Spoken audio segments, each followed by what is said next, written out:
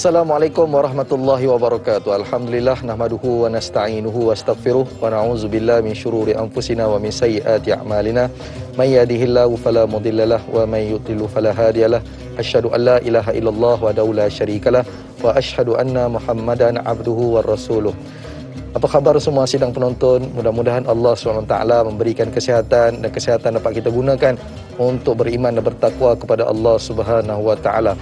Baik, pagi ini saya Da'i Hilman, insya-Allah kita akan bicarakan mengenai topik-topik yang akan membincangkan satu menghilangkan kekeliruan kita dengan sesuai dengan tagline kita dalam Tanya Ustaz, biar tahu jangan keliru. Jadi tuan-tuan dan puan mati Allah sekalian, insya-Allah pagi ini sama-sama kita merafakkan kesyukuran kepada Allah Subhanahu Wa Taala kerana masih lagi memberikan kita dua nikmat sangat besar dalam kehidupan kita, iaitu nikmat iman dan juga nikmat Islam. Dan kita pohonkan kepada Allah Subhanahu Wa Taala nikmat ini berkekalan sehingga ke akhir nyawa kita, insya-Allah. Saudara, sahabat penonton semua yang dirahmati Allah sekalian, alhamdulillah, bila mana Tanyalah Ustaz, hari ini segmen kita membincangkan tentang sirah. Sirah yang kali ini kita menceritakan mengenai sahabat Nabi sallallahu alaihi wasallam. Para ulama membuat amsal. Para ulama mengatakan sahabat-sahabat Nabi ini seperti bintang-bintang di langit. Kalau kata kita ikut para sahabat ini, insya-Allah kehidupan kita akan tidak akan tersesat, insya-Allah. Jadi tuan-tuan dan puan mati Allah sekalian, pagi ini kita nak menceritakan seorang lagi sahabat Nabi sallallahu alaihi wasallam, iaitu Sayyidina Abu Dujana Simak bin Kharasha radhiyallahu anhu.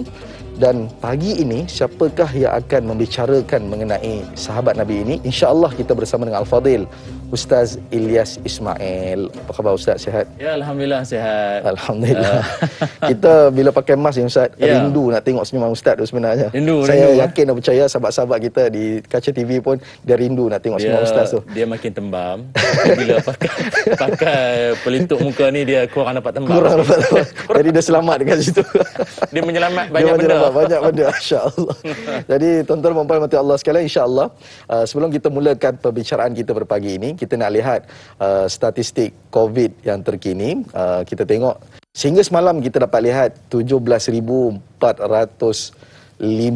kes dan juga kes sembuh 12,373 kes, dan kes kematian baru kita lihat 143 kes. Jadi kita tengok hari-hari Ustaz kan? Kita tengok ribu-ribuan. Masya-Allah, kita doakanlah tuan-tuan dan puan mati Allah sekalian. Usaha kita dah ada, cuma tawakal kita kepada Allah SWT, tawajuh kita kepada Allah SWT, kita perlu perkemaskan lagi, insya-Allah. Jadi sekiranya ada persoalan mengenai topik perbincangan kita hari ini, boleh terus ke Facebook dan juga boleh hubungi kami di talian yang tertera di kaca TV anda. Dan jangan lupa pesanan kita nak bagi tahu buat penonton-penonton semua yang penonton setia, jangan lupa untuk kita kongsikan di Facebook kami ada ruangan siaran langsung saya dan juga Al-Fadil Ustaz mengenai topik kita pada pagi ini. Jadi sama-sama kita lakukan sedikit usaha, kita kongsikan di media sosial kita dan juga kita ajak ahli keluarga kita untuk berada di hadapan TV untuk sama-sama kita belajar mengenai susuk tubuh sahabat Nabi sallallahu alaihi wasallam. Jadi insya-Allah sebagai mukaddimahnya Al-Fadil Ustaz, kita mungkin kita nak tahu sedikit sebanyak latar belakang Abu Dujana Simak ni. InsyaAllah. Tafadhal mashkur. Terima kasih. Assalamualaikum warahmatullahi wabarakatuh. Waalaikumsalam. Bismillahirrahmanirrahim. Alhamdulillahirabbil alamin. Wassalatu wassalamu ala Rasulillah wa ala alihi wa sahbihi ajma'in. Qala rabbi shrah li sadri wa yassir li amri wahlul 'uqdatam min lisani yafqahu qawli. Allahumma iftah lana qulubana fi talabil ilmi warzuqna ikhlasu fihi wal amalu bihi wan nashru bihi hatta ya'tiyana al-yaqin. Amin ya rabbal alamin. Amma ba'du. Terima kasih pada adinda saya Da'i Hilman, seterusnya kepada rakan-rakan kru penerbitan Tanyalah Ustaz. Moga kalian semua dirahmati Allah, diberikan umur yang panjang dan diberikan rezeki yang tidak putus-putus. Seterusnya pada ibunda saya, mak sedang menonton pada waktu ini, ahli beradik-beradik, ahli keluarga yang sudah lama tak ketemu ini, dan seterusnya juga pada para alim ulama, asatizah. Moga-moga kita bergabung pada saat ini akan memberikan keberkatan ataupun insya-Allah memberikan kebaikan bersama. Amin ya rabbal alamin. Da'i Hilman, sosok tubuh yang akan kita bicarakan pada kali ini seperti yang telah pun disebutkan tadi, iaitu Sayyidina Simak bin Kharashah radhiyallahu an, ataupun lebih dikenali, kata orang sekarang AKA, ya, lebih dikenali sebagai Sayyidina Abu Dujanah. Dan gelaran Sayyidina Abu Dujanah ini juga diguna pakai atau digelarkan kepada beberapa orang. Kawan-kawan saya dulu belajar Syria, dia orang cerita ada setengah-setengah di kalangan pejuang-pejuang nak bagi semangat, mereka seolah menggelarkan diri mereka ni Abu Dujanah. Maknanya sosok tubuh ini ada credibility ataupun ada kualiti yang tersendiri yang menyebabkan nama beliau ditulis, dikarang dengan tinta emas dalam sejarah Islam ataupun dalam sejarah peperangan dalam Islam. Apakah yang menyebabkan beliau ini begitu hebat di mata Nabi Muhammad SAW dan juga di mata para sahabat Nabi ridwanullah alaihim ajma'in, akan kita kupas selepas ini insya-Allah. Namun sebelum itu izinkanlah saya untuk memula dan memuliakan majlis ini dengan memulakan dengan bacaan ayat Al-Quran, iaitu saya pilih daripada surah An-Nisa ayat 94. Saya ulang, surah An-Nisa ayat 94. A'udzu billahi minasy syaithanir rajim. Ya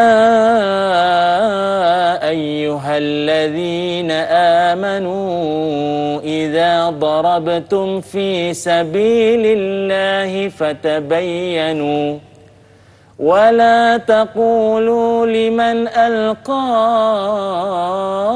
إليكم السلام لست مؤمنا تبتغون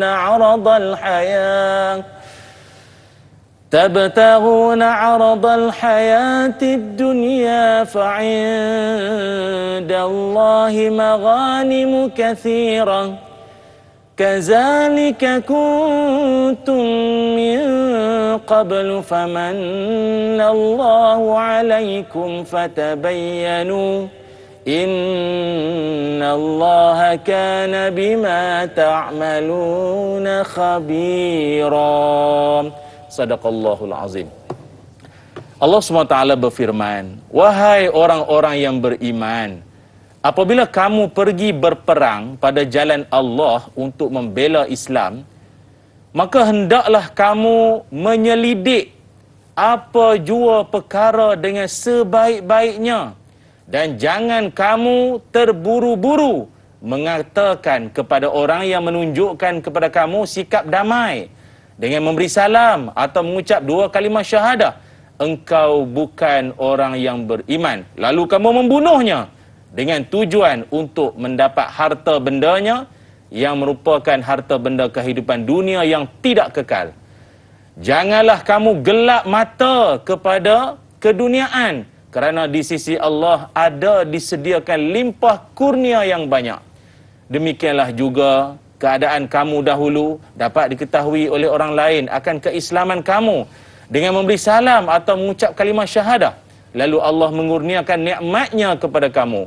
Oleh itu, selidiklah apa-apa jua dahulu dan jangan bertindak terburu-buru. Sesungguhnya Allah senantiasa memerhati dengan mendalam akan segala yang kamu lakukan. Surah An-Nisa ayat 94. Baik, ayat ini menceritakan berkaitan tentang, saya tak ulah tentang asbabun nuzul semua, tapi fokusnya, sebab takut nanti lari pada kita punya topik asal perbincangan kita.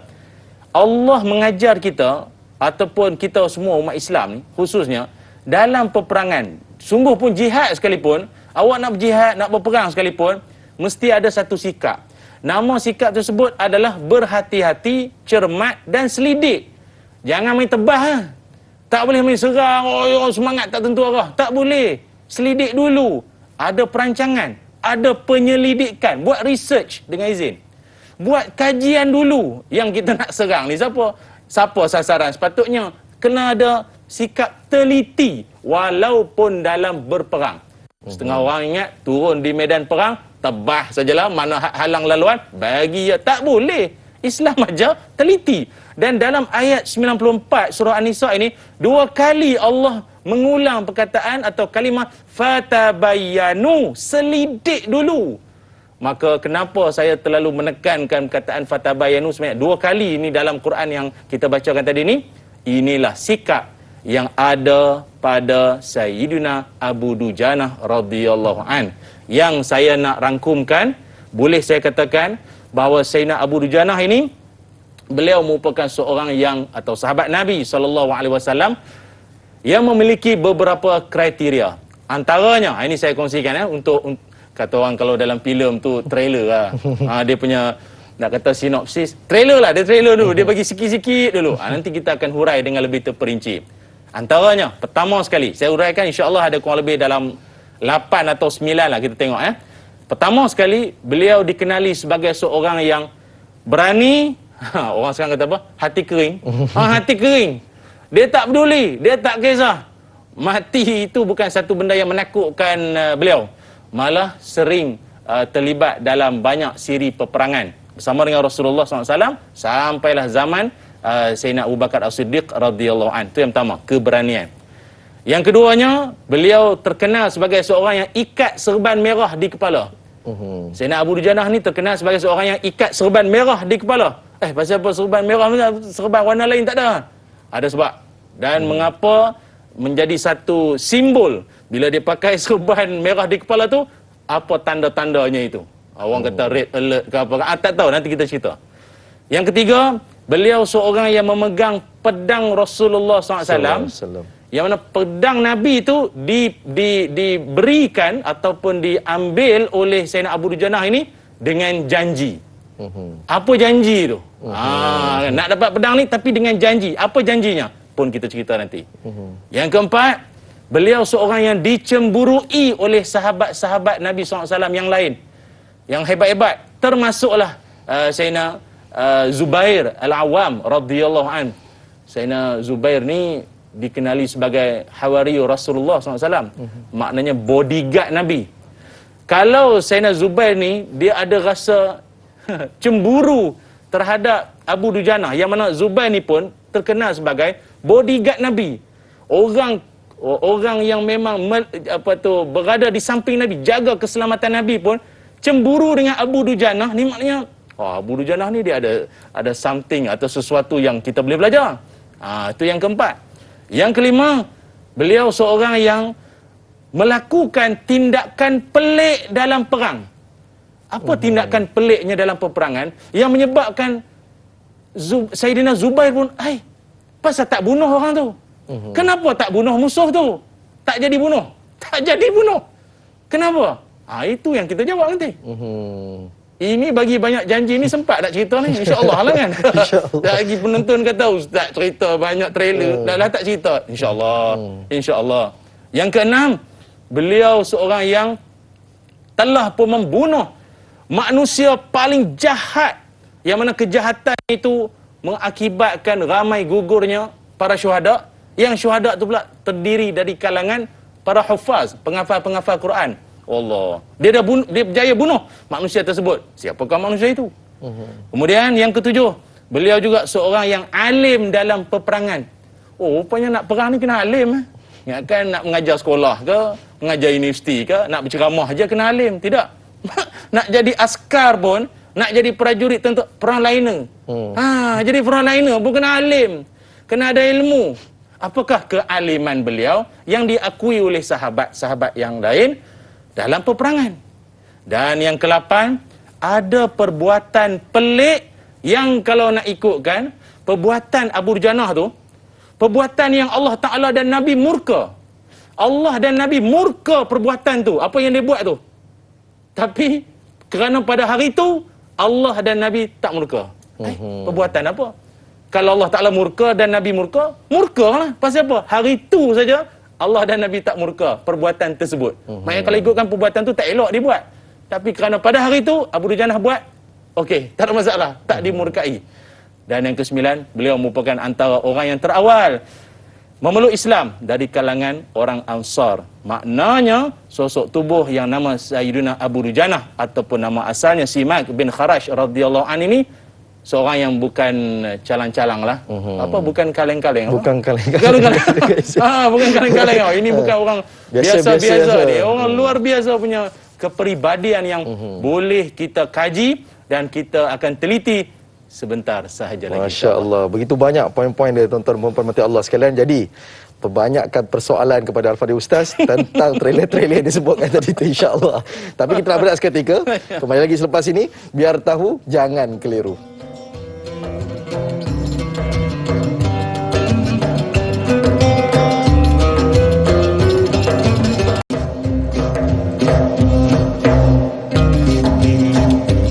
Alhamdulillah, kembali kita lagi dalam majlis ilmu Tanyalah Ustaz, biar tahu jangan keliru. Saudara, sahabat menonton semua, pagi ini kita membicarakan sirah sahabat Nabi sallallahu alaihi wasallam, Abu Dujanah radhiyallahu anhu.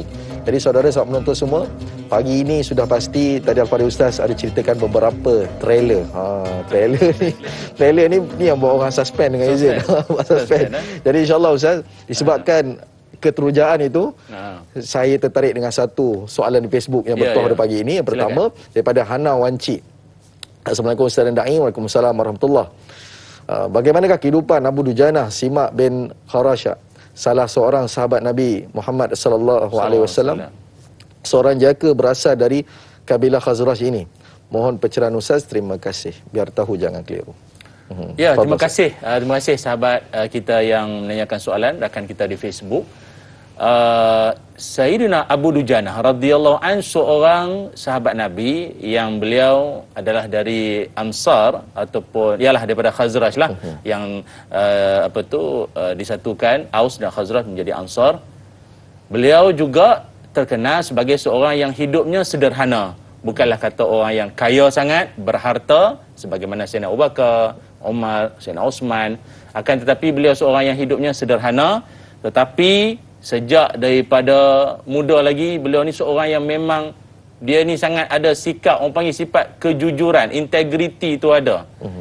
Walaupun hidupnya susah macam mana pun, takkan terjebak diri itu dengan perkara yang haram, benda yang syubhah. Maknanya dia orang yang patutlah bila perangai tersebut terbawa-bawa dalam perang. Perangai itu dia terbawa-bawa dalam peperangan. Sikap atau sifat kejujurannya, orang pengurusan kata integriti lah kan. Dia ada sifat integritinya itu. Apa yang dia janji, apa yang dia katakan, itulah yang dia buat. Sehingga kan beliau juga mendidik ahli keluarganya supaya menjauhi perkara-perkara haram. Jangan terjebak dengan perkara haram. Pernah saya kongsikan sebelum ni juga pesan para alim ulama, rezeki membentuk hati. Rezeki membentuk hati. Rezeki baik membentuk hati yang baik. Rezeki yang haram juga akan memberikan satu benda yang tak elok lah, kesan impak pada jiwa seseorang. Jadi kalau diceritakan berkaitan tentang latar belakang beliau, sebuah sedikit itu. Maknanya memang berasal pada keluarga ataupun orang yang sederhana hidupnya, tidak terlalu kaya ataupun taklah orang kaya sangat, tetapi beliau sangat berpegang kuat pada prinsip supaya hidup tidak terjebak dengan apa saja yang syubhah maupun yang haram. Wallahualam. Alhamdulillah. Itu sedikit sebanyak bila kita cerita pasal sahabat Nabi, itu perkara-perkara ini sebenarnya kebanyakan sahabat Nabi ada sifat-sifat begini Ustaz. Pada kata menjaga kehormatan, menjaga integriti dan sebagainya. Kita nak ambil soalan yang nombor 2 daripada Masripah Nur Jama'in. Assalamualaikum Ustaz dan Da'i dan semua kru Tanyalah Ustaz. Waalaikumsalam warahmatullahi. Adakah Abu Dujanah Simak bin Kharasha terlibat dalam perang Uhud, dan beliau dikenali sebagai seorang wira yang berani, pahlawan berserban merah? Itu yang pertama. Yang kedua, apakah yang membuatkan Abu Dujanah begitu kuat dan berani menentang askar Quraisy walaupun beliau banyak menerima panahan serta tikaman, tetap bertahan melindungi Rasulullah SAW dari pihak musuh? Apakah ini membuktikan kecintaan beliau kepada Rasulullah SAW? Mohon pencerahan. Jadi pertama tu Ustaz, trailer tadi tu, jadi dah tanya soalan.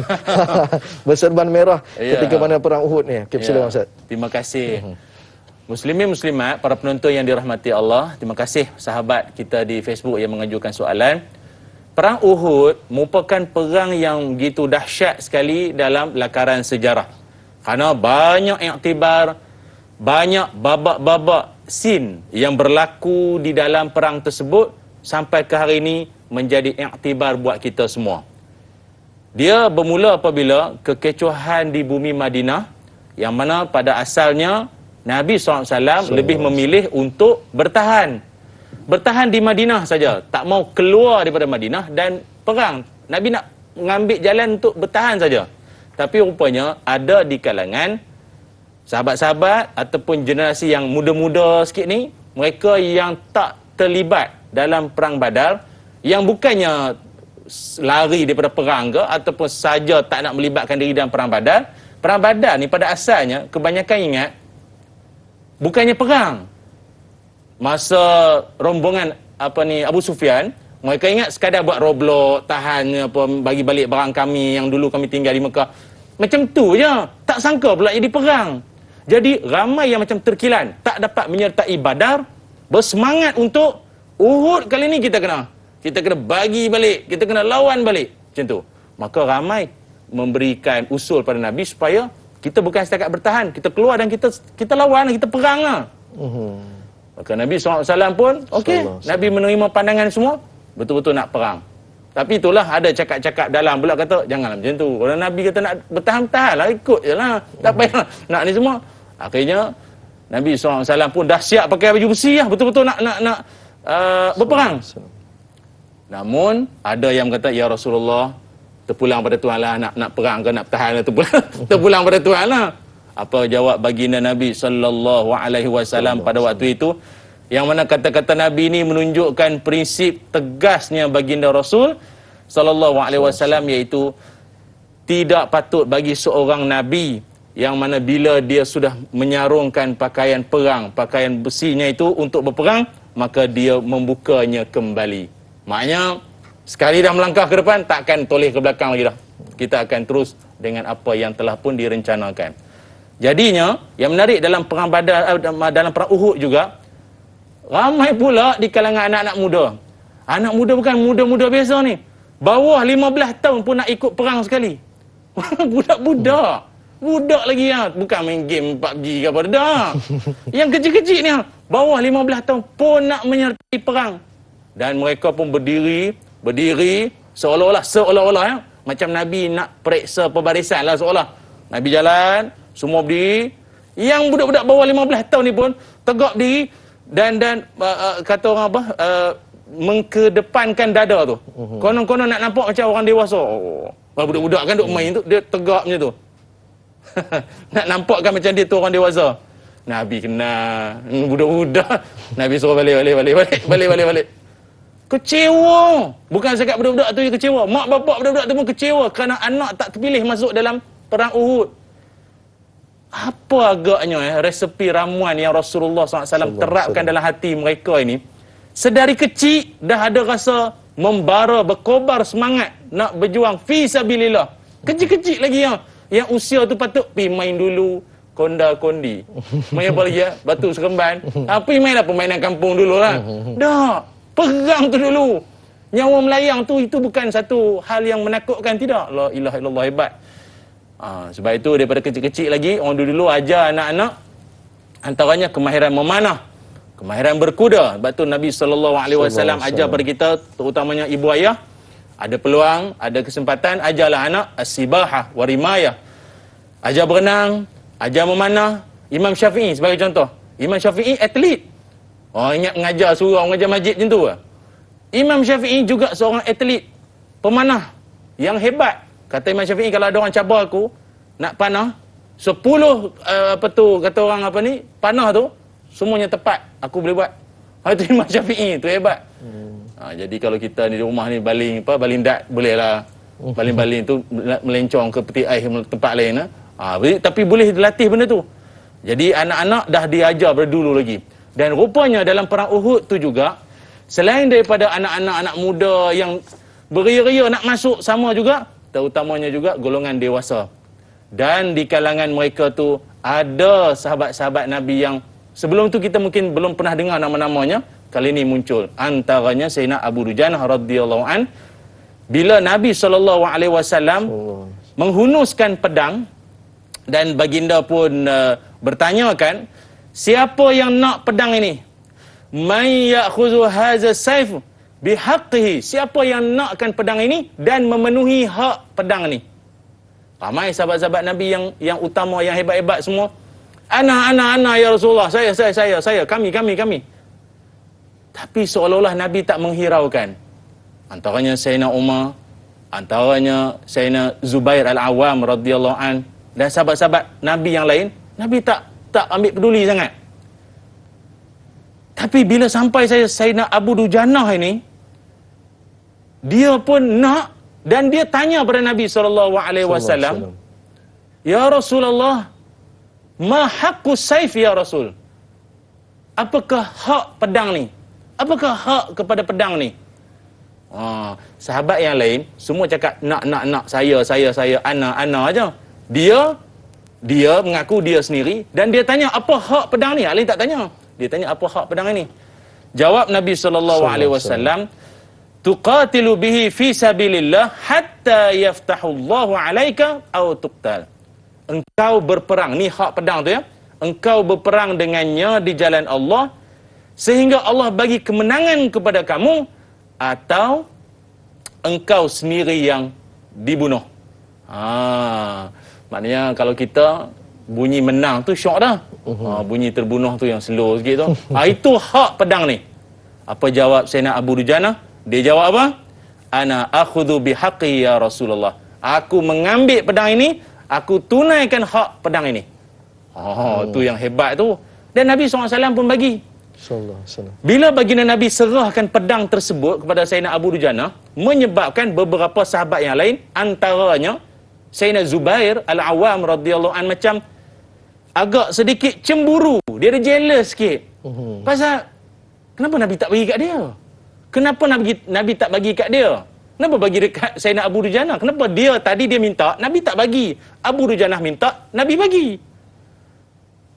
Nak cerita sekarang kau macam mana?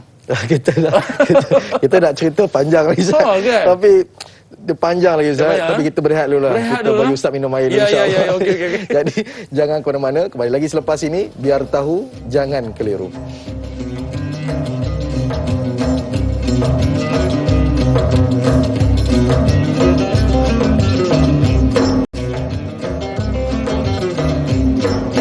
Alhamdulillah, kembali kita lagi dalam majlis ilmu Tajalah Ustaz, biar tahu jangan keliru. Saudara, sahabat penonton semua yang dimuliakan oleh Allah SWT, hari ini kita bicarakan mengenai sirah sahabat Nabi Abu Dujanah radhiyallahu anhu bersama dengan Al-Fadil Ustaz Ilyas Ismail. Tadi Ustaz dah bagi trailer, lepas tu dia bagi cerita, kita boleh berhenti kejap. Suspend betul lah tuan-tuan yang mulia. Jadi insyaAllah sebelum kita mulakan dengan soalan-soalan ataupun kita teruskan dengan soalan-soalan, kita nak sambung sedikit mengenai sahabat Nabi tadi. Bila mana dapat pedang tadi Ustaz? Ya. Kita tengah syok tadi makan popcorn semua. Berhenti pula. Okey Ustaz, teruskan. Masya-Allah. Baik, terima kasih. Muslimin muslimat, penonton-penonton dan ilmuwan yang saya muliakan. Ketika Nabi SAW menyerahkan pedang tersebut kepada Sayyidina Abu Dujanah radhiyallahu an, antara sahabat-sahabat Nabi yang agak cemburu ialah Sayyidina Zubair Al-Awwam radhiyallahu an. Banyak nama-nama nak ingat. Jadi beliau rasa cemburu, beliau rasa macam sedikit macam tak puas hati, dan siap dia kata lagi bahawa aku adalah anak kepada Safiyah binti Abdul Muttalib. Maknanya dia dengan Nabi kan sepupu. Jadi seolah macam dari banyak segi, kenapa tidak aku? Kenapa tak bagi pada aku? Kita dah lah sepupu, lepas tu pula aku bodyguard kepada dia, dan banyak perkara lagi kepada Nabi SAW. Sampaikan kata Zubair, dia kata, wallahi la anzuranna ma yasna'u bihi. Demi Allah, aku nak tengok apa yang Sayyidina Abu Dujanah tu nak buat dengan pedang itu, dengan pedang tersebut, dan kenapa Nabi pilih dia. Menyebabkan Sayyidina Zubair mengikut rapat Abu Dujanah ni dengan pedang tu. Tengok macam mana Nabi boleh pilih dia, dan aku nak tengok apa dia buat dengan pedang tu. Apa dia buat pedang tu. Setengah orang mungkin dapat satu benda konon dengan janji. Alah dia entah ke mana janji dia. Dia nak tengok betul-betul, dia nak tengok ni. Dan bukan setakat itu saja, penonton-penonton semua, Sayyidina Zubair betul-betul dia ikut sampai dalam perang sekalipun. Sambil perang, sambil, maaf dengan izin, dia usya. Dia usya. Sambil perang, sambil usya, sambil tengok. Ni Abu Dujanah dengan pedang. Perang. Mata duk perhati juga tengok. Apa Abu Dujanah buat dengan pedang tu? Punyalah sahabat Nabi ni, kecemburuannya itu bukan kecemburuan yang membawa dosa, tetapi yang membangkit semangat. Kalau dia bagus, kalau dia hebat, aku nak jadi macam dia. Kenapa Nabi pilih dia? Aku nak jadi lagi hebat daripada dia. Itu kecemburuan orang beriman ni lain macam.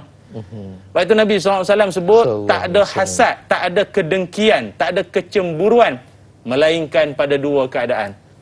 Maknanya kalau kita nak jealous, nak cemburu dengan orang pun, at least kamu kena cemburu dengan dua jenis orang ni, kena jealous sikit. Siapa? Orang yang paling ramai follower ke? Dah. Pertama, orang yang Allah Ta'ala bagi pada dia harta banyak dan dia gunakan harta tu siang malam ke jalan Allah. Itu kita kena jealous. Cemburu lah. Cemburu. Yang kedua, orang yang Allah Ta'ala bagi pada dia kemahiran ilmu Al-Quran. Sama ada dia boleh bertaranum ke, dia boleh memahami isi kandungan tadabbur Quran. Yang tu kena cemburu. Dalam konteks kita pada hari ni ya. Jadi, Sayyidina Zubair, dia cemburu punya pasal, maka dia, dengan izin lah, dia follow rapat, dia ikut rapat Sayyidina Abu Dujanah, apa yang dia buat dengan pedang tersebut. Dan sampailah saat perang Uhud nak meletus pada ketika itu, Abu Dujanah berhadapan dengan musuh kaum musyrikin dan dia mula memakaikan serban merah. Eloklah tadi kawan kita tanya tentang serban merah tu. Dia mengenakan serban merah di kepalanya, maka ramailah berkata pada waktu itu, syadda Abu Dujanah isabatal maut ala ra'sihi. Orang Ansar saling berpandangan dan saling bercakap-cakap bila nampak saja Abu Dujanah. Dia tuan-tuan kut bayang macam Rainbow pula pakai saja serban merah atas kepala tu, semua orang dah tengok. Maka kata mereka, bila Abu Dujanah dah ikat kepala dengan serban merah, bermakna dia akan perang berjuang sampai mati. Sekali dia pakai serban merah tu, itu petanda dia akan perang, dia akan berjuang sampai mati. Sampai mati. Tak menang, mati. Tak mati, menang. Tu je lah dia akan buat. Itu semangatnya itu. Artinya, beliau seorang yang memang sangat dikenali lah prinsipnya itu di kalangan sahabat-sahabat Nabi yang lain. Dan ada tindakannya, yang tadi saya kata, tindakannya yang agak pelik, yang kalau nak ikutkan perangai tersebut, Allah dan Rasul tak suka perbuatan tu. Tapi kerana pada hari tu, perbuatan tu, okey, tak ada masalah. Apakah perbuatan tersebut? Tu nak tahu itu pun panjang lagi tu. Sempat lagi iklan tu. Ustaz, kita nak ambil satu soalan ni Ustaz. Daripada Nur Dahlia Biru. Assalamualaikum Ustaz dan Da'i serta kru. Tanyalah Ustaz. Waalaikumsalam warahmatullahi. Mengapa ketika di dalam peperangan Uhud, Abu Dujanah tidak menggunakan pedang yang Rasulullah SAW berikan itu untuk menetak dan membunuh seorang wanita bernama Hindun bin Utbah? Apakah kerana beliau menghormati pedang Rasulullah SAW dari membunuh kaum wanita? Mohon pencerahan Ustaz, terima kasih. Dia kata kenapa tak bunuh Hindun bin Utbah pada ketika itu menggunakan pedang Rasulullah? Silakan. Ini seolah-olah spoiler. Okay. Dia dah ada spoiler dah. Kan? Kita belum cerita tapi dia dah tanya, dalam tanya ada konten.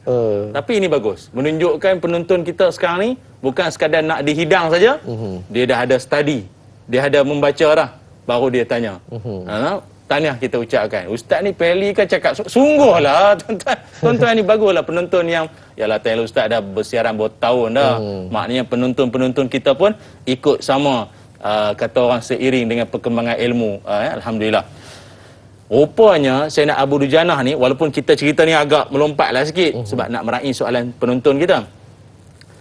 Dalam perang Uhud tu, dalam keriuhan kecamuk perang pada waktu itu, perang Uhud, Abu Dujanah ini diperhatikan daripada jauh oleh Sayyidina Zubair. Tengok daripada jauh apa yang dilakukan oleh Abu Dujanah dengan pedang tersebut. Jadi bila mari musuh, lawan siap-siap sebat mana apa yang patutlah. Tetapi dalam ramai-ramai kumpulan atau tentera musuh, ada tentera musuh ni yang kerja dia bakal line. Bakal line ni apa mengapi-apikan lawan, perang, bunuh Muhammad. Macam tu.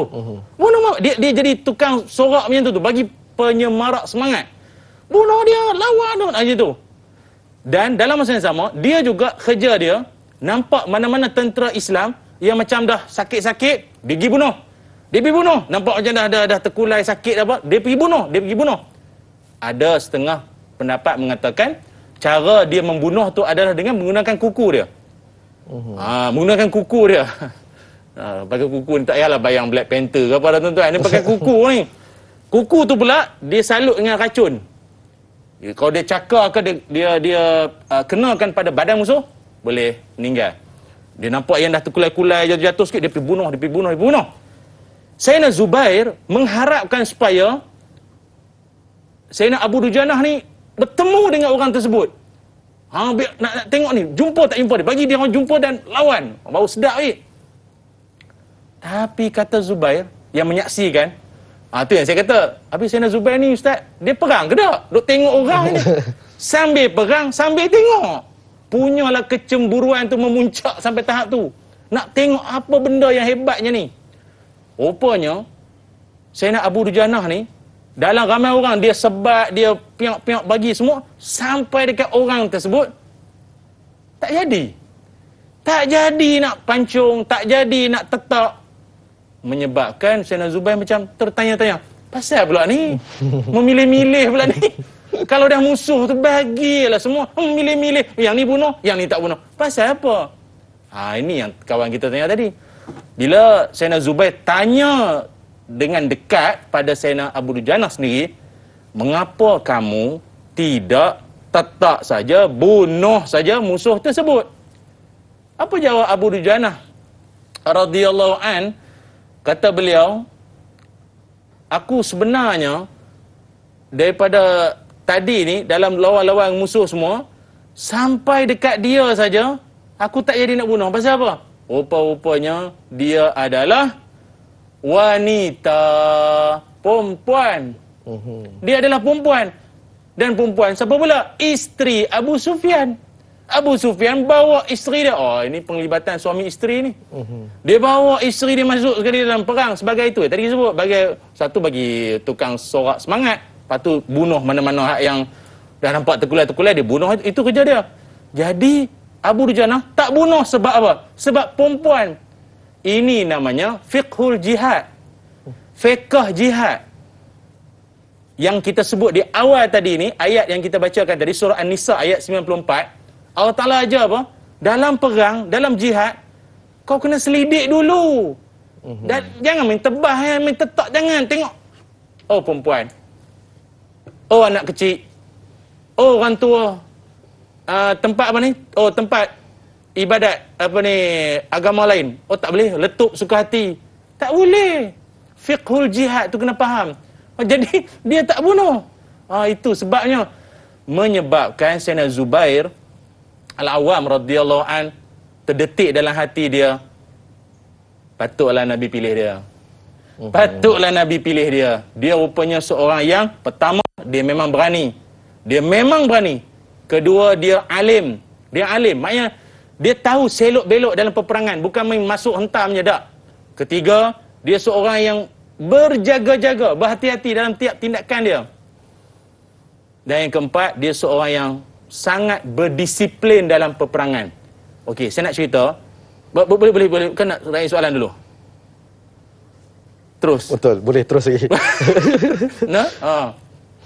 Rupanya dalam perang ni, para penonton, sahabat-sahabat Nabi bukan soal perang diri sendiri, tetapi di antara ahli-ahli yang lain ataupun prajurit tentera-tentera yang lain juga saling memerhatikan, menjadi mata-mata kepada satu sama lain. Ada yang melakukan ketelanjuran, buat satu kesilapan, report kat Nabi. Report kat Nabi. Walaupun namanya perang. Kita ambil contoh apa yang berlaku pada Usamah dulu. Usamah radhiyallahu an, Nabi pernah tegur dia. Yang mana dia lawan dengan musuh, dan musuh dia dah di ujung-ujung dah.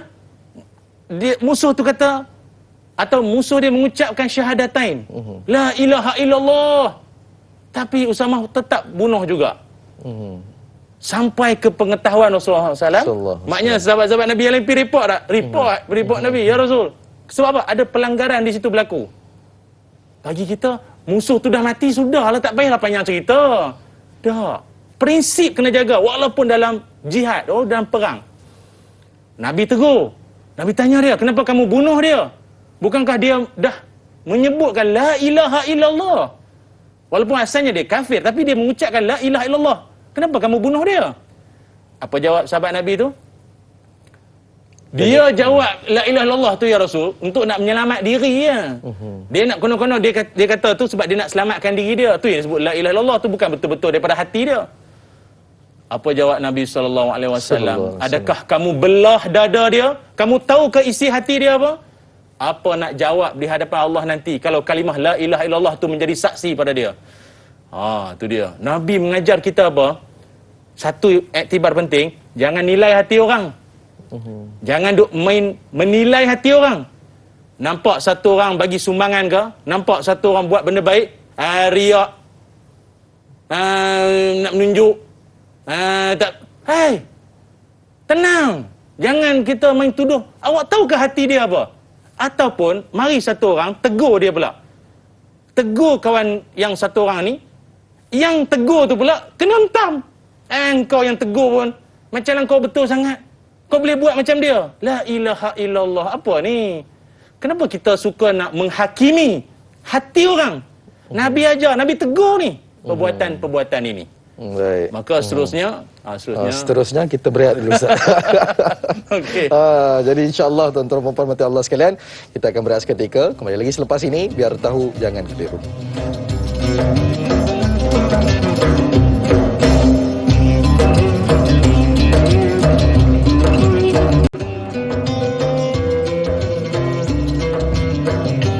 Alhamdulillah, kita lagi dalam majlis ilmu Tanyalah Ustaz, biar tahu jangan keliru. Hari ini kita bicarakan mengenai sahabat Nabi sallallahu alaihi wasallam Saidina Abu Dujanah radhiyallahu an bersama dengan Al-Fadil Ustaz Ilyas Ismail. Jadi saudara sahabat penonton semua, sekiranya ada persoalan boleh terus ke Facebook kami dan boleh hubungi kami di talian yang tertera di kaca TV anda. Tanpa kita lengahkan masa Ustaz. Ya.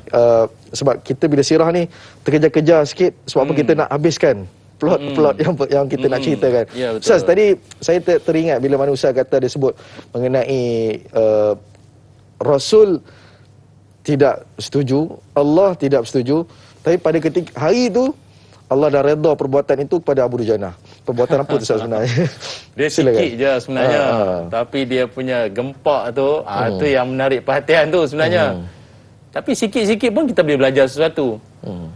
Diceritakan bahawa Abu Dujanah radhiyallahu an ketika mana dengan pedang yang telah beliau dapat daripada Rasulullah SAW ataupun yang beliau diamanahkan daripada tangan baginda Nabi, maka seolah dengan rasa bangganya dia, dengan seolah rasa macam bertuahnya dia, maka dia berjalan sambil menghunus pedang tersebut dengan tangan kanan dengan gaya bangga dan lagaknya, ataupun ada setengah riwayat kata sambil menaiki kuda. Di hadapan musuh-musuh ni, macam seolah duk ayun pedang tu. Gaya macam orang belagak. Gaya macam orang ada sombong sikit. Gaya mau tak rasa lain pada orang. Dapat pedang tu pula daripada ramai-ramai dapat, dia ada rasa sikitlah. Tetapi tuan-tuan jangan salah faham, sahabat Nabi SAW hati mereka sangat mulia. Rupanya apa respon Nabi dengan perbuatan tersebut? Bukan tak boleh sombong ke Ustaz? Tak boleh riak, takabur. Memanglah dapat benda yang orang lain tak dapat. Tapi bukan kita tak boleh sombong macam tu. Dengar. Apa respon Nabi SAW? Kata Nabi, hazihi misyatun yabghudullah wa rasuluhu illa. Nabi kata, perbuatan cara jalan macam tu Abu Dujanah tu adalah perbuatan yang dimurkai Allah dan Rasul. Allah dan Rasul murka. Macam kita pernah baca dalam Quran kan, Allah Ta'ala sebut apa?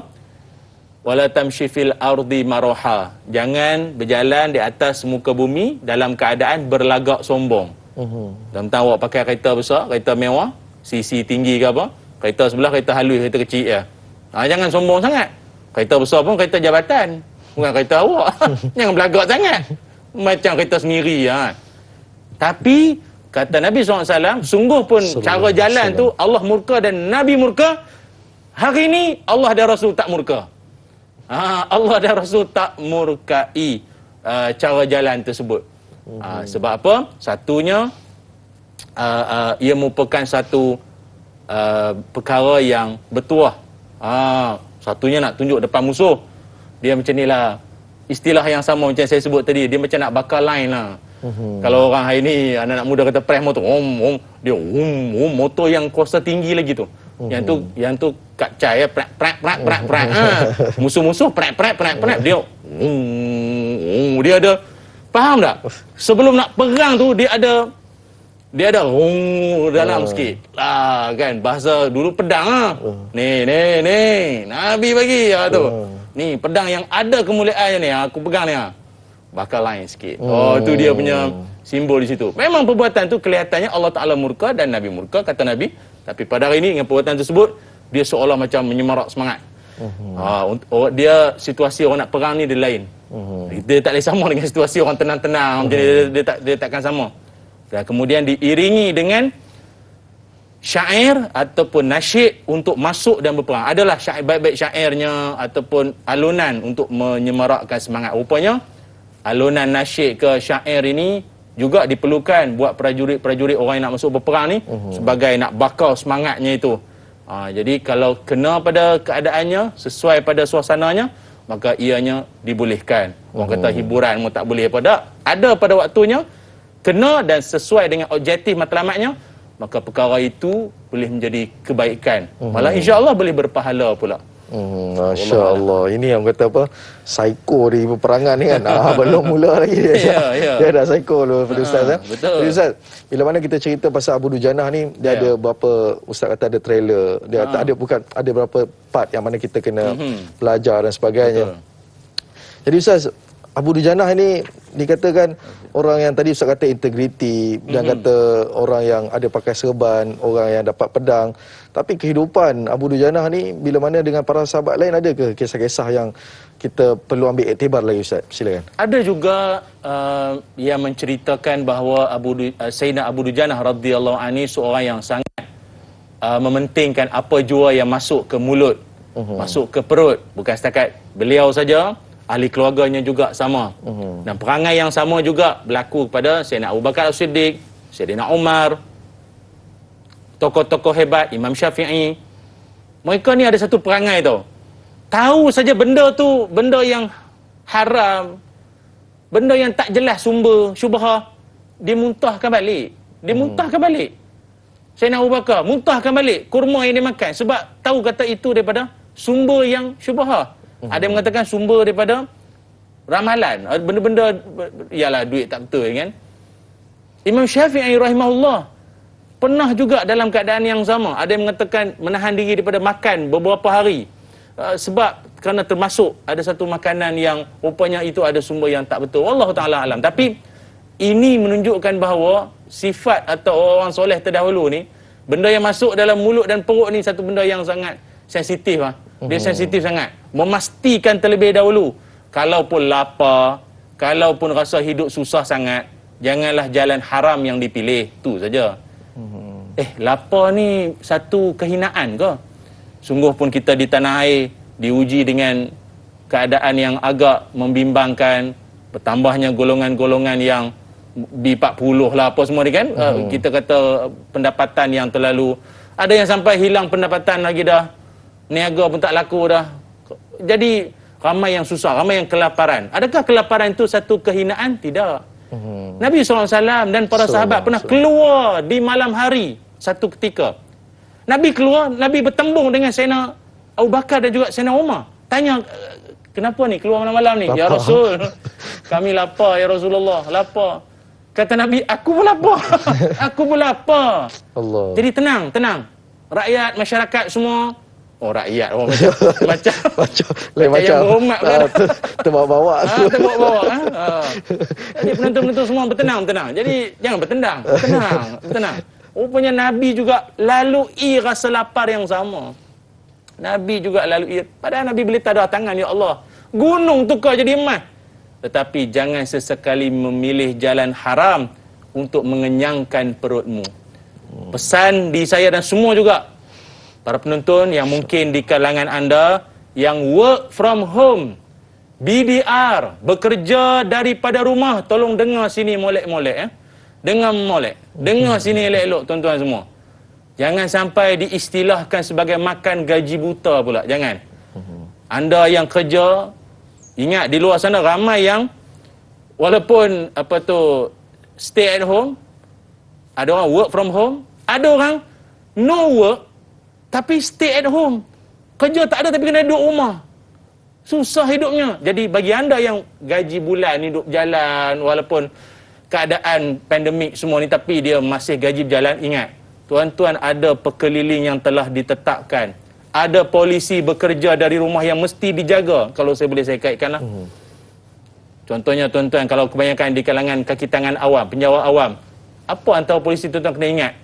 Mesti berada di rumah sebagai tempat kerja dalam tempoh waktu kerja yang ditetapkan. Berapa ramai orang yang dia sepatutnya kerja daripada rumah tapi duduk di lokasi lain, guna surat kerajaan pula nak lepas roadblock untuk kepentingan peribadi. Macam mana tahu? Scan MySejahtera. Duduk di daerah lain. Buat apa? Beli udang galah. Astaghfirullahalazim. Ustaz, cerita ni apa? Rekaan. Okey. Tapi mustahil tak benda ni jadi? Tak mustahil tak kan? mustahil. Ada tak buat macam tu? Seolah-olah tak malu dapat gaji bulan-bulan. Tapi, ya Allah, hai, mana integriti? Siang malam cerita sirah itu ini. Tak ada kesedaran. Dan ingat, kaki tangan mestilah boleh dihubungi dalam tempoh hari bekerja dan waktu bekerja 8 sampai 5 petang. Dalam keadaan boleh dihubungi. Ini mesej tak jawab, call payah nak angkat, WhatsApp grup senyap, tapi update Facebook selalu. Story tu update setiap seminit. Makan apa, main apa itu ini, duduk di mana. Kenapa urusan kerja tak langsung cakna? Macam mana ni, integriti macam mana? Sebab itu sekali lagi saya sebut pada tuan-tuan semua, sikap integriti, sikap kejujuran inilah yang telah memandu hati Sayyidina Abu Dujanah radhiyallahu an, walaupun dalam situasi peperangan, sikap amanahnya itu dengan memegang pedang Rasulullah SAW, sikit pun tidak pernah luntur kepercayaan, keyakinan dan amanah beliau. Maka ingat, sekali saya ulang, walau dalam suasana susah sekalipun, jangan dipilih jalan yang haram. Wallahualam. Baik, alang-alang Ustaz dan nasihat tadi tu, dah ngam dah tadi tu Ustaz. Saya tertarik dengan suatu soalan daripada Nurul Hidayah ni Ustaz. Assalamualaikum Ustaz dan Da'i. Waalaikumsalam warahmatullahi. Apakah sifat dan keistimewaan Abu Dujanah radhiyallahu an? Bagaimanakah cara untuk menjadikan beliau sebagai contoh dan role model dalam kehidupan kita? Mungkin Ustaz boleh tambah sedikit lah daripada apa Ustaz dah bagi tu tadi. Silakan. Ya, baik. Terima kasih sahabat kita yang mengajukan soalan dan Ilman, penonton-penonton semua. Kalau kita lihat apa yang disebut oleh Sayyidina Zubair Al-Awam radhiyallahu an, antara perkara yang terlintas di hati beliau, kenapa Nabi boleh pilih Sayyidina Abu Dujanah ini untuk mendapatkan pedang tersebut, antaranya ialah beliau, Sayyidina Zubair, mengakui bahawa Abu Dujanah ni seorang yang dia sangat berjaga-jaga, dia berhati-hati sungguh dalam tindakan dia, cermat. Tuan-tuan pun sama, nak update apa Facebook, Instagram, Twitter, YouTube, apa sahajalah medsos pada hari ini, media sosial tuan-tuan, maka berhati-hati. Semua ini kena dipertanggungjawabkan ini. Tangan-tangan semua dipertanggungjawabkan di hadapan Allah Subhanahu Wa Taala. Jangan main tebah, main tetak suka hati, nak cantah tak puas hati dengan ustaz itu, penceramah ini, dengan pemimpin itu ini, tak puas hati, sembuh ayat maki hamun, la ilaha illallah. Apa jadi ni? Bukan itu sepatutnya perangan kita. Lagi apa? Boleh kita belajar. Beliau juga seorang yang mematuhi undang-undang walaupun dalam perang. Dia ambil kira tu, perempuan, budak kecil, kalau ada orang tua, Allah Ta'ala alam lah tuan-tuan, dalam situasi semasa ni kan, nak bagi sumbangan ke orang pun silakanlah. Tapi jangan hina orang yang nak terima sumbangan tu, apatah lagi dia tu pula orang tua. Jangan. Apa pesan Nabi sallallahu alaihi wasallam? Ma akrama syabun syaikhan li sinnihi illa qayyadallahu lahu man yukrimuhu inda sinnihi. Apa kata Nabi? Tidaklah orang yang muda itu apabila dia memuliakan orang tua disebabkan usianya. Melainkan Allah akan menetapkan usianya nanti dia akan dimuliakan. Maknanya hari ini kita muliakan orang tua, bila kita tua nanti orang muda akan datang hormat kita pula. What you give, you get back. Tu dia. Dia dah mula dah tu. Paling penting. Pepatah kampung tu. Pepatah kampung. Jadi insya-Allah kita nak bicarakan lagi mengenai Abu Dujanah, Saidina Abu Dujanah radhiyallahu anhu. Kita nak bicara mengenai peperangan terakhir Ustaz dan siapa yang dibunuh tu. Tapi kita di TV3 kita akan tamat di sini. Tapi perbincangan kita mengenai Sayyidina sahabat Nabi ini tidak akan berakhir. Kita akan sambung di TV9. Jadi terus setia dengan Tanyalah Ustaz, biar tahu jangan keliru.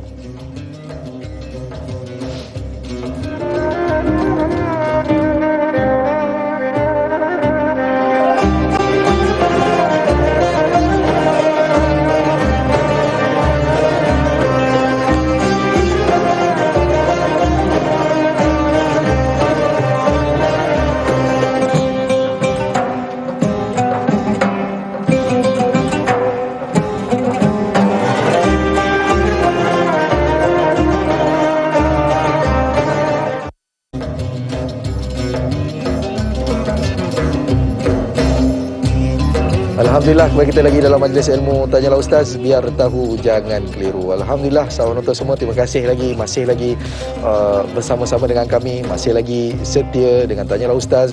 Dan mudah-mudahan kita dalam program Tanyalah Ustaz ini kita dapat memberikan sedikit input ataupun sedikit orang kata pengetahuan mengenai sahabat Nabi SAW. Tuan-tuan yang dimuliakan oleh Allah SWT, sahabat Nabi ada lebih kurang kata para ulama masyhur ada 124,000 orang. Di antaranya salah seorang yang kita kenal pada hari ini adalah Abu Dujanah. Yang mungkin hari ini baru kita belajar, mungkin kita dapat sedikit sebanyak kita ambil pedoman untuk kita terapkan dalam ahli keluarga kita insya-Allah. Tadi sebelum kita nak masuk ke segmen ini, saya disebutkan tadi, mungkin kita dah sampai tahap teaser ataupun Ustaz punya trailer tadi tu. Kita nak masuk kepada peperangan. Dan saya peperangan. Saya ada satu soalan Ustaz berkaitan dengan peperangan daripada Facebook, daripada Mazni Hasan. Assalamualaikum warahmatullahi wabarakatuh Ustaz dan Dai. Waalaikumsalam warahmatullahi. Siapakah Nabi palsu yang berjaya dibunuh oleh Sayyidina Abu Dujanah radhiyallahu an dalam peperangan Yamamah? Mohon pencerahan Ustaz, terima kasih.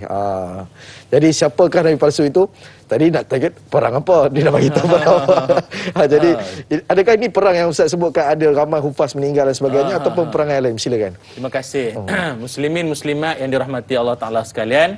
Syukur pada Allah kembali kita bergabung di TV9 dalam Tanyalah Ustaz. Terima kasih kerana terus kekal setia bersama dengan kami.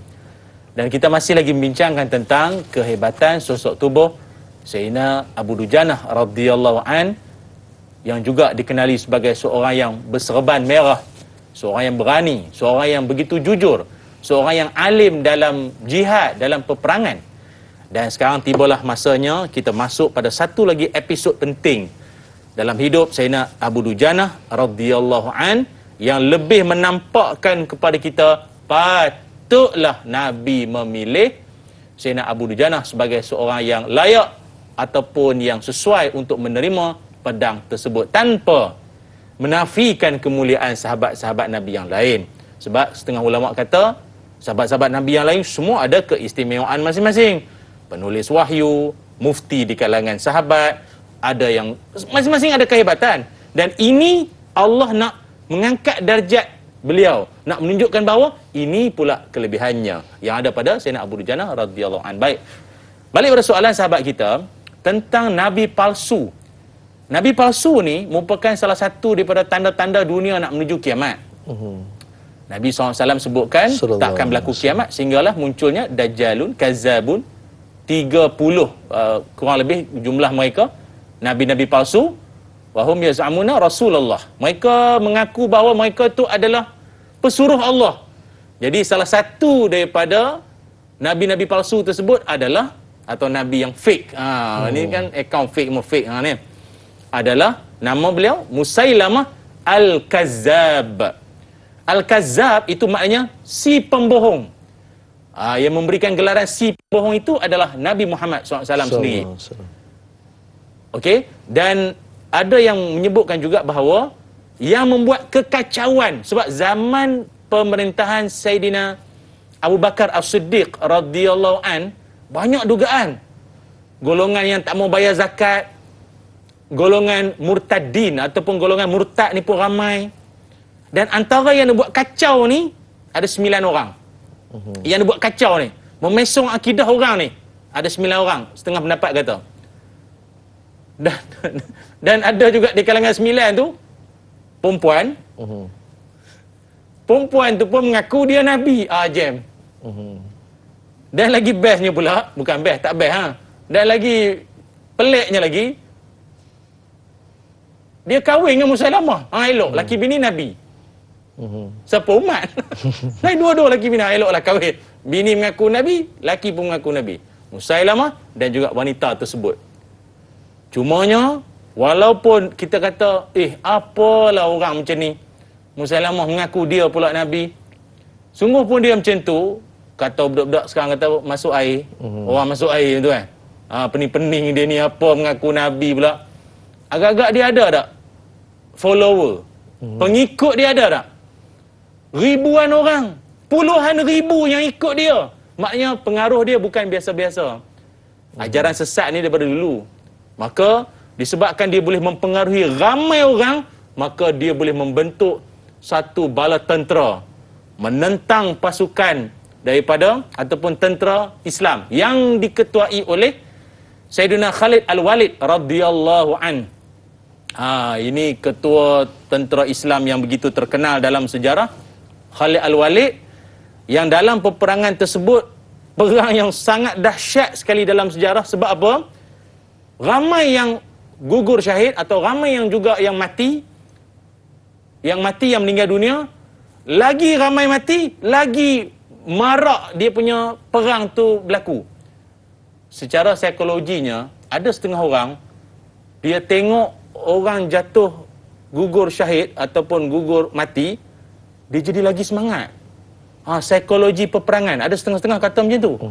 Kita tak pernah masuk perang, kita tak tahu. Kita tengok orang terbaring lena, kita jadi ngantuk juga. Macam tengok orang menguap kan. Pasal dia berjangkit. Orang tu menguap, kita menguap juga. Kan? Untuk pakai mask. Tak berjangkit sangat. Tak berjangkit. Dia kurang jangkitan. Keboleh jangkitan tu kurang.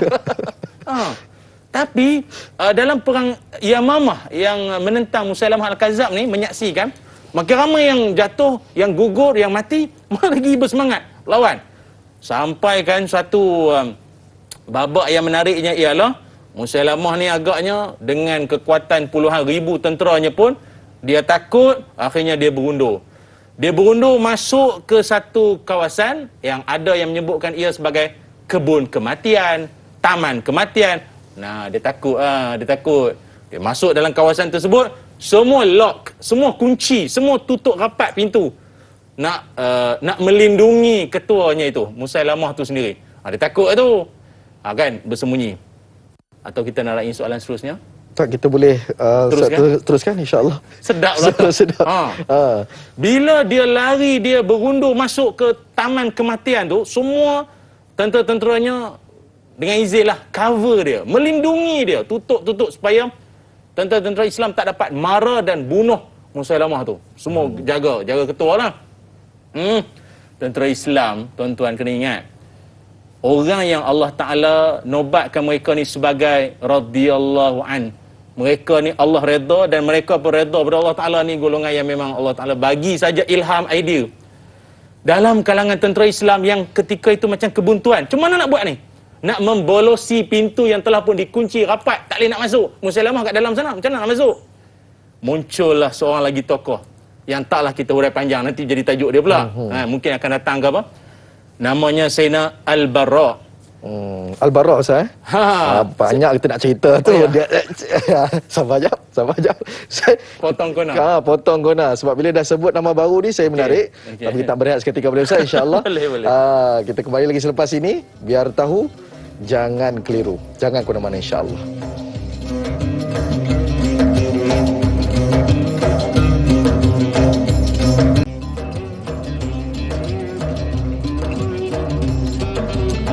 Alhamdulillah, kita lagi dalam Majlis Ilmu Tanyalah Ustaz, biar tahu jangan keliru. Masih lagi kita membincangkan tentang Sayyidina Abu Dujanah radhiyallahu an bersama Fadil Ustaz Ilyas Ismail. Kita tak nak lengahkan masa, kita nak terus kepada persoalan yang mana tadi Ustaz kata ada seorang susuk tubuh sahabat lagi muncul. Tiba-tiba, siapakah dia Ustaz? Silakan. Allah. Tuan-tuan, terima kasih kerana sudi untuk terus dan terus nak mendengar kisah sahabat Nabi ni, yang kata para alim ulama, kalian semua lepas baca Quran, lepas baca hadis, bacalah riwayat hidup para sahabat Nabi. Itu juga dapat menyuburkan jiwa dan kerohanian kita, membangkit semangat, khususnya di musim-musim susah ni. Okey. Bila tentera Islam dalam keadaan yang agak kebuntuan, macam mana kita nak dapatkan Musailamah Al-Kadzdzab yang telah pun berjaya meloloskan diri masuk kat dalam sana, kubu sana tu, pintu semua rapat kunci ni, macam mana nak masuk? Maka muncullah satu orang tokoh sahabat Nabi SAW yang dari segi fizikalnya beliau seorang yang rendang. Orang kata apa? Rendang saja, dia kecil saja orangnya. Kalau kata menyorok belakang pokok pun orang tak jumpa, kecil je dia. Tapi jiwa cukup besar lah, Masya Allah. Namanya Bara' radhiyallahu an. Dia menawarkan diri dan menawarkan idea. Dia kata macam ni, lemparkan aku masuk ke dalam sana. Lempar dia untuk melepasi tembok tu, untuk dia lepas masuk ke dalam sana. Maknanya ramai-ramai letak perisai, dia duduk atas tu. Dia kecil. Dia kecil. Lontar dia, lempar dia, lompat masuk ke dalam tembok yang di dalamnya ada musuh, ada Musailamah tu lah. Macam tu punya, terfikir agaknya kan, manusia ni bila dia kadang-kadang bila dah tersepit ataupun dalam keadaan yang kebuntuan, apa nak buat? Di situlah Allah Ta'ala akan datangkan bantuan. Yang mana bantuan tu kadang bukan dalam bentuk malaikat. Allah pernah datangkan malaikat, ribuan malaikat dalam perang Badar. Tapi tak semuanya malaikat datang. Bantuan Allah datang dalam bentuk lain. Idea. Al-Bara' pula, okey, sahabat semua, tentera semua, lempar, campak, lontarkan Al-Bara' masuk. Bila dia masuk saja, dia masuk dalam kepungan ataupun dalam kawasan kita kata taman kematian tu, masuk saja. Dia kata dia nak masuk dalam sana, sama ada dia dapat buka pintu bagi kemarahan tentera Islam masuk atau dia syahid. Tak apa, dia tak kisah. Dia okey je. Memang sungguh. Zup, dapat masuk saja. Tangan sebelah pegang pintu nak buka, tangan sebelah kita bahasakan apa? Piung-piang, tuntiang, lawan. Tangan sebelah ni. Pintu dia tuan-tuan.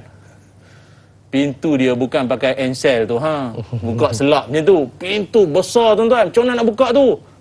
Badan kecil, jiwa besar. Tangan sebelah buka pintu, tangan sebelah lawan ni, musuh-musuh ni ada lawan. Ketika itulah dapat terbuka saja pintu. Dalam kitab menyebutkan bagaikan banjir ataupun empangan pecah masuk, kemarahan tentera Islam masuk dan dapat menyerang musuh-musuh dalam tu. Termasuklah pada ketika itu Abu Dujanah. Sayyidina Abu Dujanah ni dia juga lompat. Dia lompat tuan-tuan dengan ketinggian. Waktu itu lompatannya itu sampai mencecah ke tanah, kaki patah. Kaki dia patah. Kaki dia patah sebelah. Tapi itulah kan, orang yang agaknya dalam hidup dia tengah tumpu buat satu benda, sakit tu tak terasa. Dia jatuh dan kaki dia patah. Tapi dia nak berlari macam biasa, tapi terasa kenapa macam lembik-lembik sebelah ni? Rupa kaki dia dah patah dah sebelah. Tak dihiraukan. Dengan pedang yang masih di tangannya. Pedang apa? Pedang yang dahulunya beliau dapat daripada Rasulullah SAW tu, yang masih di tangannya itu. Dengan pedang itulah dia nak bunuh, nak tetap Musailamah Al-Kadzdzab. Saya ringkaskan cerita lah ya. Dengan pedang tu dia tegakkan kedudukan dia semula. Kaki sebelah dah patah. Dia tegakkan semula kedudukan dia. Dan dia menghampiri Musailamah. Dan dia akhirnya berjaya untuk membunuh Musailamah. Tapi dalam masa yang sama, daripada jauh, Wahsy. Ingat Wahsy. Siapa pula Wahsy ni? Wahsy seorang yang mahir membaling tombak. Yang dahulunya pernah beliau bunuh Sayyidina Hamzah radhiyallahu an, yang menyebabkan selepas itu beliau sangat menyesal dengan perbuatan dia, sebab dia kata dia telah pun membunuh seorang yang paling mulia di atas muka bumi ini. Maka lepas dia memeluk Islam, dia berjanji, disebabkan aku pernah bunuh manusia paling mulia di muka bumi, aku berjanji ya Rasulullah, aku akan bunuh orang yang paling jahat di muka bumi. Maka serentak dengan Abu Dujana dengan pedang, Wahsy dengan tombak. Tuan-tuan boleh bayang, serentak tu kena pada Musailamah. Memang dahsyat kematian Musailamah ni. Cuma yang menariknya, Wahsy mengaku, dia kata dia yang baling dulu.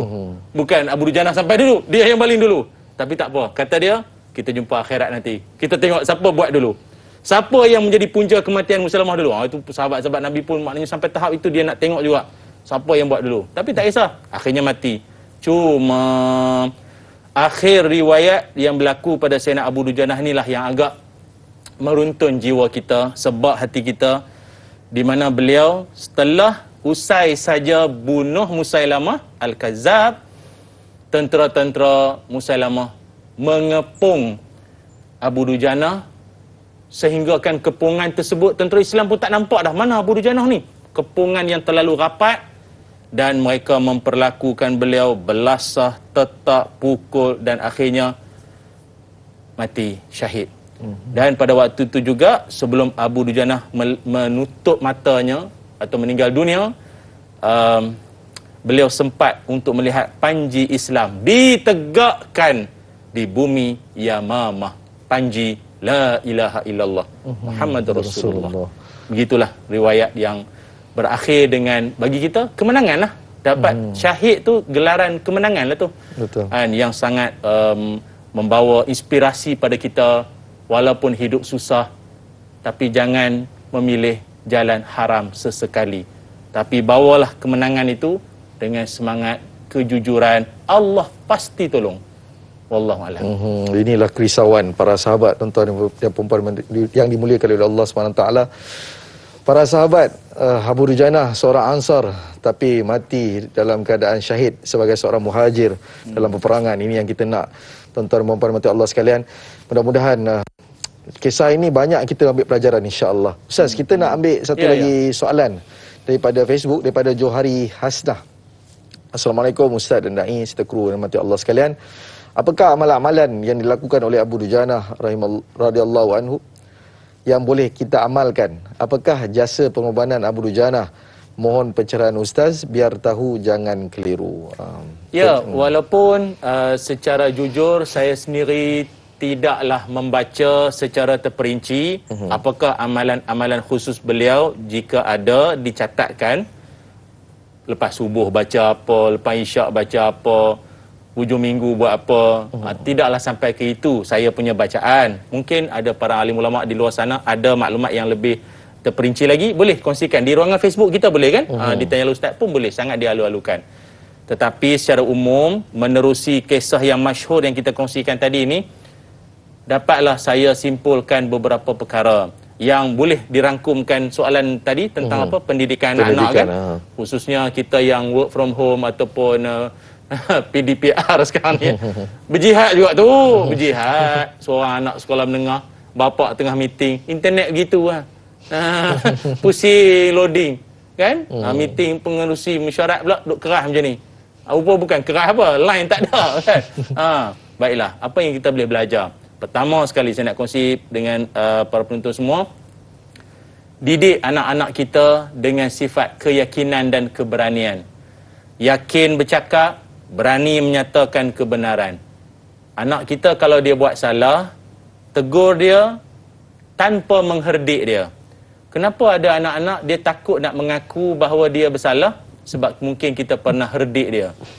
Dia buat tertumpah air, anak kecil lah, tumpah air ke, buat benda yang kita marah dia dalam keadaan memalukan dia. Akhirnya dia beranggapan bahawa kesalahan ini merupakan satu keaiban lah. Jadi lepas ni kalau aku buat salah lagi, tak mau cerita lah. Diam-diam lah. Tuduh adik ke, tuduh kakak ke, tuduh siapa. Tak nak mengaku. Jadi ingat, didik anak kita berani menyatakan kebenaran. Kak Long yang buat tumpah, abang yang buat salah, mengaku saja. Mengaku. Dan kita raikan kesalahannya itu dengan teguran dan nasihat yang baik. Abu Dujanah, dia memang seorang yang berani. Itu sifat yang kita belajar. Satu.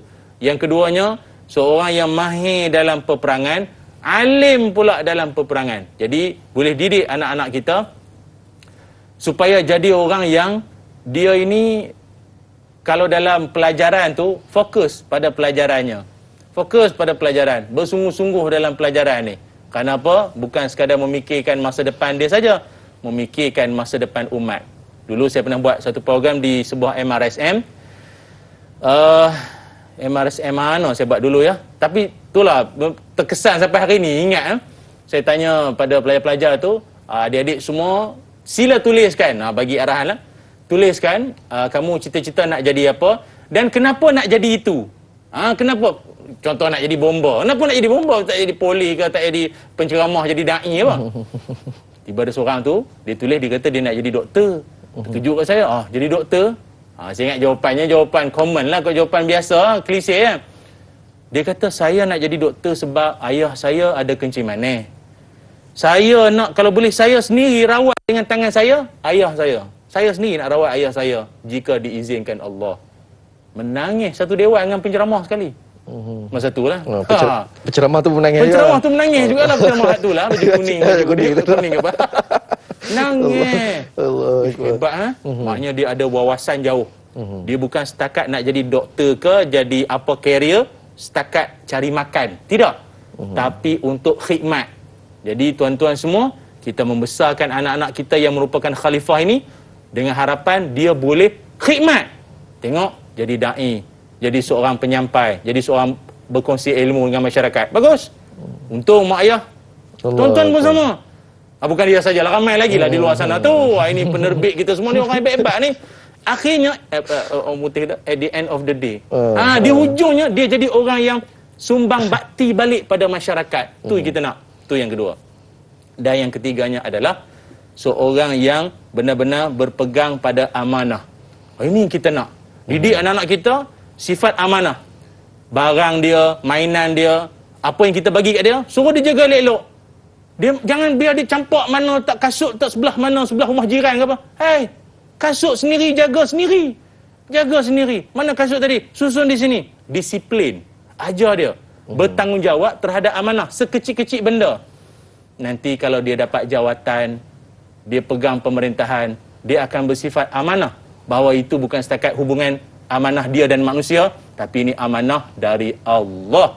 Itulah saya kira mungkin kita kata apa, yang tiba daripada sifat atau sikap Sayyidina Abu Dujanah radhiyallahu an, si serban merah, panglima hebat terkenal dalam sejarah. Ustaz, sebenarnya Ustaz, kita bila tengok kat sini, mungkin itu Ustaz dah kata kesimpulan Ustaz. Ya. Mungkin Ustaz boleh sedikit doa Ustaz bagi kita memberkati majlis kita pada pagi ini. Baik. Silakan. Bismillahirrahmanirrahim. Allahumma salli ala Sayyidina Muhammad wa ala ali Sayyidina Muhammad. Alhamdulillahi Rabbil Alamin. Hamdan yuwafi ni'amahu wa yukafi'u mazidah. Ya Rabbana lakal hamdu kama yanbaghi li jalali wajhika wa 'azimi sultanik. Allahumma inna na'udzu bika minal barasi wal junun wal juzam wa min sayyi'il asqam. Allahumma aghnina bil ilmi wa zayyinna bil hilmi wa akrimna bit taqwa wa jammilna bil afiyah. Ya Allah, ampunkan dosa-dosa kami, ampunkan dosa ibu ayah kami, ampunkan dosa-dosa sahabat-sahabat kami, ya Allah. Ya Allah, kami mohon berlindung padamu, ya Allah, daripada penyakit sopak, penyakit gila, penyakit kusta, dan wabak-wabak yang berbahaya. Engkau, ya Allah, dengan rahmat dan kasih sayangmu, angkatlah segera wabak ini daripada terus menular dalam kalangan kami, ya Allah. Ya Zal Jalali wal Ikram, kayakanlah kami dengan ilmu pengetahuan, hiaskan kami dengan sifat malu, dan cantikkan kami dengan kesihatan tubuh badan. Ya Allah, ya Arhamar Rahimin. Rabbana atina fid dunya hasanah wa fil akhirati hasanatan wa qina azaban nar. Wa sallallahu ala Sayyidina Muhammad walhamdulillahi rabbil alamin. Amin, amin. Terima kasih kepada Al-Fadhil Ustaz atas ilmu dikongsikan pada pagi ini. InsyaAllah esok kita akan ada bersama dengan sahabat saya, Da'i Hakim dan juga Al-Fadhil Ustaz Radzi Rejab dengan topik tafsir dan taranum surah Az-Zukhruf ayat 76 hingga 79. Jadi insya-Allah tuan-tuan dan puan-puan rahmati Allah sekalian, saya dan juga Fadhil Ustaz mohon ampun dan maaf sekiranya sepanjang kami bersiaran langsung terkasar bahasa, terlebih bicara. Mudah-mudahan Allah SWT mengampuni saya semua, dan yang baik semua pada Allah SWT, yang buruk itu pada diri kami sendiri. Wallahu alam. Assalamualaikum warahmatullahi wabarakatuh. Waalaikumsalam warahmatullahi wabarakatuh.